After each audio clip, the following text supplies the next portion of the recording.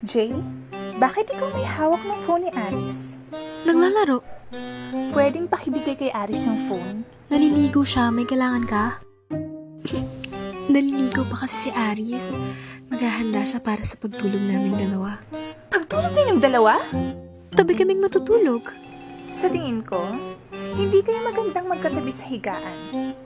Pareho kayong dalaga at binata. Ano na lang ang...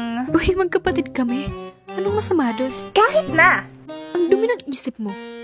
Wala naman kaming gagawing masama. Magkayakap lang naman kaming matutulog.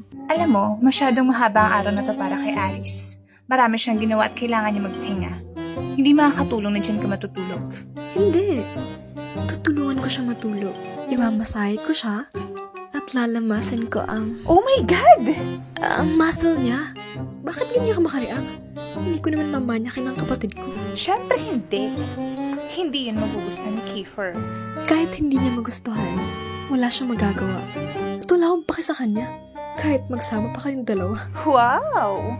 Tapang! Oo naman. Kaya huwag ka mag-alala kay Aris. Ako nang bahala sa kanya. Yayakapin ko siya ng mahigpit para hindi na siya makawala mamayang gabi. Sige lang. Yakapin mo siya. Medyo malikot nga lang siya matulog. Hindi kagaya ni Kiefer na kaunti lang ang paggalaw kapag tulog. Hindi kagaya ni Kiefer. Mabilis na makatulog si Aris kapag walang kayakap. Pareho naman silang hindi naghihilik. Pero mas mahimbing matulog si Kiefer. Pareho nilang gustong matulog nang walang pang-itaas. No. Mas gusto nga lang ni Kiefer na patay ang ilaw mo. Siyempre, hindi mawawala ang mahigpit na yakap pagkising niya. Ala. At gusto niya rin pala na hinahalikan siya pagkagising. Oh, bakit?